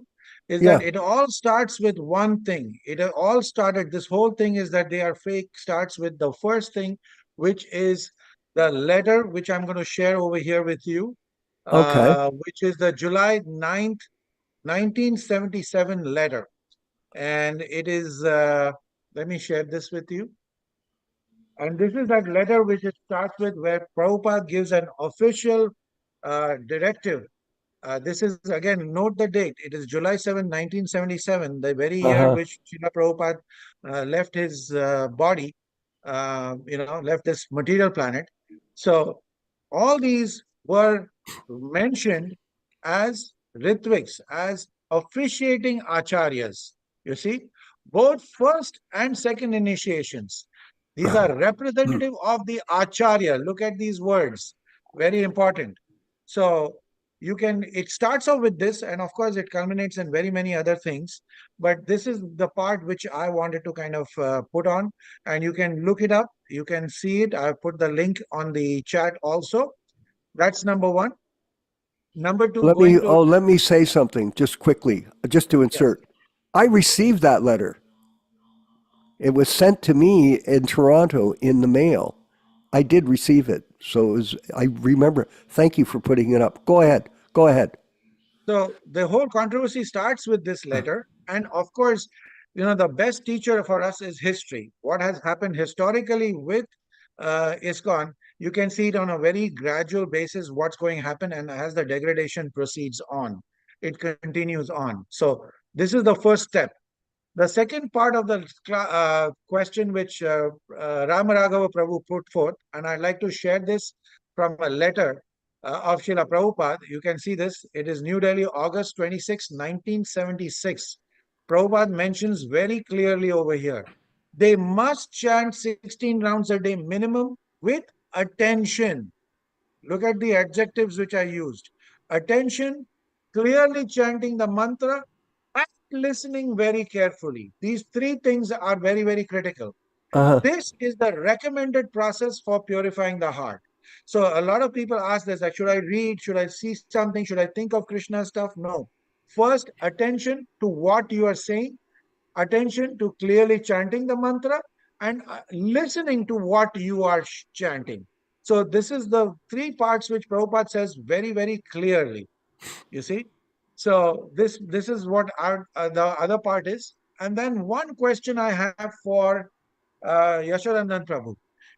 And we hear a lot of people, and a lot of us have had experience where we have spoken to so many people. Some people get it, some people don't get it.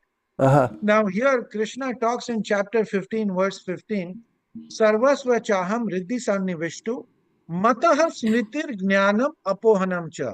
Vedaischa sarvairaham eva vedya vedantakrit vedavida evam chaham. Now look at this particular sentence especially. Matah smritir jnanam apohanam cha. I am seated in everyone's heart, and from me come remembrance, knowledge, and forgetfulness. So, if I'm trying to remind somebody that, hey, you need to listen to Prabhupada, you need to listen to the original Acharya, an Yeah. Acharya can become Acharya only by the order of the preceding Acharya, and without that order, nobody can become Acharya. And Uh-huh. even that, the order has to come. But even then, if somebody poses to be one, then you're going to reach to the level where this person is, and that's it, nothing more than that. So Krishna can be given only by person who's given who Krishna blesses or mercies, shows his mercy through the disciplic succession. So so this part about remembrance, knowledge, and forgetfulness come from me.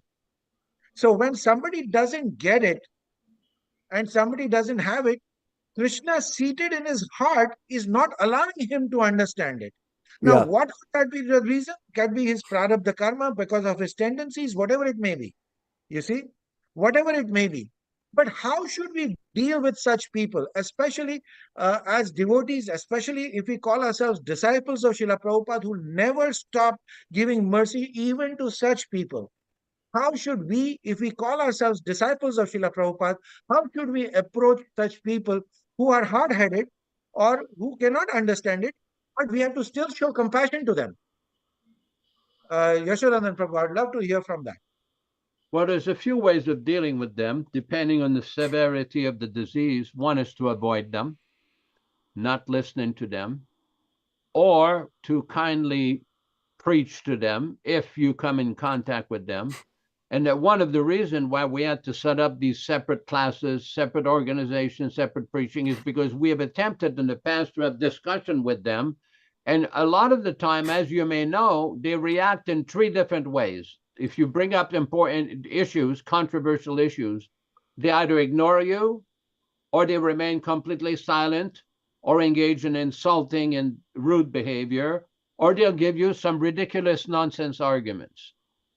You know, there's a devotee in Russia who just compiled a book with 50 different articles refuting every conceivable objection of the GBC and the member of the LJEP, the Living Guru Experimental Project Group of the GBC.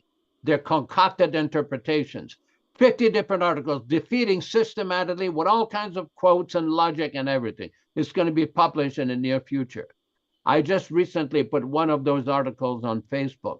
But the point is, they refuse to engage in public debate because they know as soon as you ask them the question, because they've claimed after Srila Prabhupada departed, that Srila Prabhupada had appointed them as Diksha Gurus and Acharyas.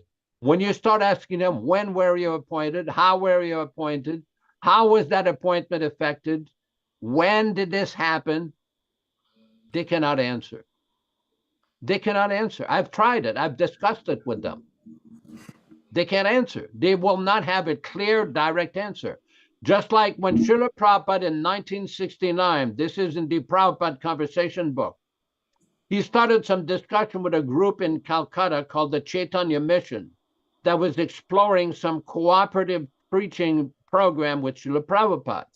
And Prabhupada have noticed in your articles of incorporation that the Acharya can appoint is a successor. And Prabhupada, we do not find any record where our Guru Maharaj appointed any Acharya after him, unquote. The same thing. Where is that record? If you go to court and you make a claim that so-and-so broke the contract, people are going to ask you, well, what is that contract? Was it amended? Was there an ovation or a new lease or a new document that amended the contract? Because one of their favorite arguments is the letter you just read was just meant to be while Prabhupada was living. And my reply is, where is that in the letter? Was that letter ever amended? Was there another supplemental letter? Was there an amendment? Was there an agreement to amend that instruction? Mhm. Nowhere does it exist. As a matter of fact, when we engage in personal discussion with these people after Prabhupada departed and ask them, hey, look, we understand that you're doing this, but Prabhupada didn't give such instruction for Vyāsasanas and titles and this pod title, that pod title. What is that? Oh, I'm not doing this for myself. I'm just doing this for the movement. Well, this is all nonsense. Again, people should not be victimized by false propaganda. Carefully study the evidence. The evidence is available. I just put out an article on Facebook a few days ago called Direct Order Required, which is all kinds of quotes directly from Srila Prabhupada exactly about this topic, that you cannot become a Diksha Guru, an initiating Acharya, without the direct specific order from the Acharya. Prabhupada did not give that order to any disciple. You cannot quote, he becomes disciple of my disciple, ignore the first part where Prabhupada says, when I order. Where is that order? When did he order? They cannot prove this. And Prabhupada knew that if you put a devotee in a position, whether a Kanishtadikari and Madhyamadikari, in a position they'll accept worship like a Mahabhagavat, this will create problem. Prabhupada warns, if one imitates a Mahabhagavata without being self-realized, eventually it will become degraded. History has shown this. But they don't learn from history. Why? The same old disease, profit, adoration, and distinction. Once you move these things out of the heart, out of the mind, then it's possible to understand. Because when you really analyze what Prabhupada did, all he did was continuing the system that he had during his manifested presence. When people say, oh, there's no tradition of this, no one ever did this. Well, there's one person who did it. Srila Prabhupada did it between 1972 and 1977. He had temple presidents. Vishwakarma did this.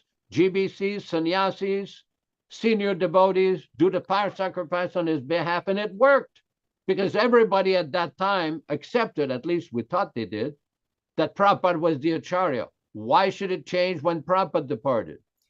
We have no such thing as the dead guru, a posthumous guru. This is an offensive blasphemy. A posthumous guru, that means you've never understood the philosophy. Why did Prabhupada say in 1969, on the 13th of January, what we have heard from the spiritual master, that is living? You never hear them quoting that. He lives forever by his divine instructions, and the follower lives with him. Do they discuss that? When Prabhupada was asked in July of 1975 in San Francisco, California, USA, what will happen to the movement when you die? What was Prabhupada's answer? I shall never die. I shall live from my books, and you will utilize. This is the fundamental basis of understanding Prabhupada's intention, not this bogus idea that Prabhupada is dead, finished, and gone. You know, there's a conversation in 1976 in August where Prabhupada said, as soon as he learns that Guru Maharaj is dead, now I can kill Guru and become Guru. Then there's a silence on the tape, a very ominous silence. Then Prabhupada says, then he's finished. People should learn from this. Very important. There you Yes.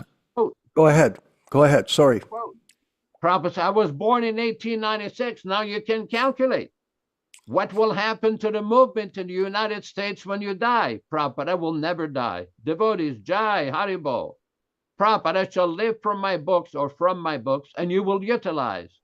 Prabhupada, are you training a successor? Prabhupada, yes, my Guru Maharaj is there. And some people don't understand.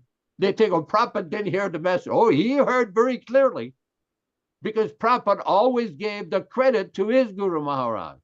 Just like in the fourth canto of the Bhagavatam, there's a place where it says that Bhaktisiddhanta Saraswati Thakur is preaching the message of Lord Chaitanya all over the world through his bona fide disciples. Well, this was written in 1973. How can Bhaktisiddhanta be preaching since he departed in 1937? Because Prabhupada never taught his guru was dead and gone, like these people. Thank you very much. Hare Krishna. I hope it helps.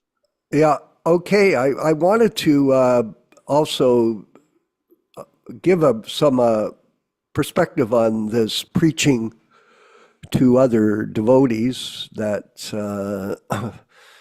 I doubt Prabhupada's position as still living in sound. One should be very intelligent. Nilesh Sharma, I think you're still here. If he's not, doesn't matter. One should be very intelligent in qualifying people you talk to. You don't just go and start convincing people that are not interested in hearing what you have to say and get in an argument with them. That's a mistake.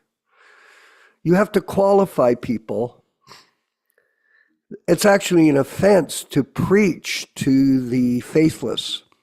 It's an offense against the holy name. Don't do it. So the way to do it, it's like, ask them questions. Don't preach to them. Ask them questions first. Find out who they are. It's like, for example, if somebody comes to buy a Rolex watch at the jeweler shop, the first thing the person's going to ask you is, do you have the money? Your Rolex is going to cost $15,000. Do you have that dispensable cash to buy that Rolex watch? Or you want to buy a BMW? Oh, I want to buy a BMW. Yeah, how much money do you have in the bank? Nothing? Well, you're not getting it. Ask questions. A lot of times people come on the social media and they say, like the other day, I put up a quote of Prabhupada about bona fide guru. It's a quote from him. And the guy puts up a comment, oh, this is all garbage. I go, buddy, that's Prabhupada speaking, and you're telling me it's garbage. And then I asked him a question, who's your guru? Oh, who's my guru? Well, I'm not going to tell you. Okay. What devotional service have you done in your life, just so I get an idea of what you're about? No answer. Well, he hasn't done anything. He's got an opinion. The International Society of Opinionators. So qualify people before you go ahead and start talking to them. If they're not qualified, don't bother. It's a waste of time. If they're just going to get in an argument with you, if they're going to dispute what you say, you're not going to achieve anything. What's the value? So this is Krishna consciousness. We're smart people. We're not stupid. We ask questions. We listen. Most important is to hear from other people what they're doing. And then you can determine where they're at, and then you can establish if there is a potential for them to change, be changed, and understand. But a lot of people, once they're infected, Rochisha Devi Dasi, with the cancer of deception, misinformation, they're done. They're done like dinner. They're done. You can preach up and down the wall and run around and try to convince them. And they're going to turn around and say to you, you're a blasphemer. That's what they're going to do. They're not going to accept it because you're preaching, Nilasham, to the faithless. And it won't work. You have to know how to qualify people. Be smart. Be smart. Don't waste your time with them. And with that, we've come to the end of time. My God, it's gone till 12 noon today. So thank you, everyone, for being a part of the readings and discussions for this week. Another week is clocked by us. And we're moving into the end of April, and then May, and on we march. And we want to thank you all for participating and being a part of this sadhana program of hearing about the glories of the spiritual master and Krishna in the association of Srila Prabhupada's disciples. All glories to the Sankirtan movement. We're going to go forward with the chanting of Hare Krishna, 2 minutes and 54 seconds, as astutely recorded by our host, Shah Ram Raghava. Please stay on for the chant. Prabhupada's going to lead it, and then we'll have our wind up of the program. Hare Krishna. Hare Krishna, Hare Krishna, Krishna Krishna, Hare Hare, Hare Rama, Hare Rama, Rama Rama, Hare Hare. Hare Krishna, Hare Krishna, Krishna Krishna, Hare Hare, Hare Rama, Rama Rama, Hare Hare. Hare Krishna, Hare Krishna, Krishna Krishna, Hare Hare, Hare Rama, Rama Rama, Hare Hare. Hare Krishna, Hare Krishna, Krishna Krishna, Hare Hare, Hare Rama, Rama Rama, Hare Hare. Hare Krishna, Hare Krishna, Krishna Krishna, Hare Hare, Hare Rama, Rama Rama, Hare Hare. Hare Krishna, Hare Krishna, Krishna Krishna, Hare Hare, Hare Rama, Rama Rama, Hare Hare. Hare Krishna, Hare Krishna, Krishna Krishna, Hare Hare, Hare Rama, Rama Rama, Hare Hare. Hare Krishna, Hare Krishna, Krishna Krishna, Hare Hare, Hare Rama, Rama Rama, Hare Hare. Hare Krishna, Hare Krishna, Krishna Krishna, Hare Hare, Hare Rama, Rama Rama, Hare Hare. Hare Krishna, Hare Krishna, Krishna Krishna, Hare Hare, Hare Rama, Rama Rama, Hare Hare. Hare Krishna, Hare Krishna, Krishna Krishna, Hare Hare, Hare Rama, Rama Rama, Hare Hare. Hare Krishna, Hare Krishna, Krishna Krishna, Hare Hare, Hare Rama, Rama Rama, Hare Hare. Hare Krishna, Hare Krishna, Krishna Krishna, Hare Hare, Hare Rama, Rama Rama, Hare Hare. Hare Krishna, Hare Krishna, Krishna Krishna, Hare Hare, Hare Rama, Rama Rama, Hare Hare. Let us offer our respectful obeisances to all the assembled Vaishnava devotees.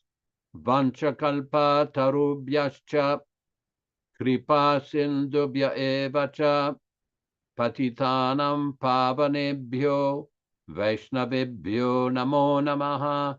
I offer my respectful obeisances. We all offer our respectful obeisances unto all the Vaishnava devotees of the Lord who can fulfill the desires of everyone, just like desire trees, and who are full of compassion for the fallen souls. Thanks everybody for participating in this lively reading and discussion. Vishwakarma Prabhu in Hamilton, Ontario, Canada. Ram Raghava Prabhu in Brighton, Georgia. Vijay Pandit in Italy. Come va, come va. Tutto bene, molto bene. Ruchisa Mataji in Canada. Neil Sharma Prabhu in Florida. Ron Singh in Sacramento, California. Michael Dillon in Yuba City, California. And Man Mohini in Texas. I don't know exactly where. Rupa Goswami Prabhu in Mumbai, India. And everybody participating in the program. Thank you very much. Please come tomorrow morning. Not tomorrow morning, but Wednesday afternoon at 5 o'clock for Chaitanya Charitam reading and discussion.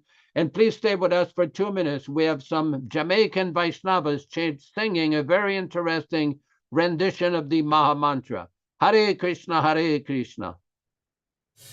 Hare Krishna, Krishna Krishna, Hare Hare, Hare Ram, Ram Ram, Hare Hare. Hare Krishna, Krishna Krishna, Hare Hare, Hare Ram, Ram Hare Hare. Hare Krishna, Krishna Krishna, Hare Hare, Hare Ram, Ram Hare Hare. Hare Krishna, Krishna Krishna, Hare Hare, Hare Ram, Ram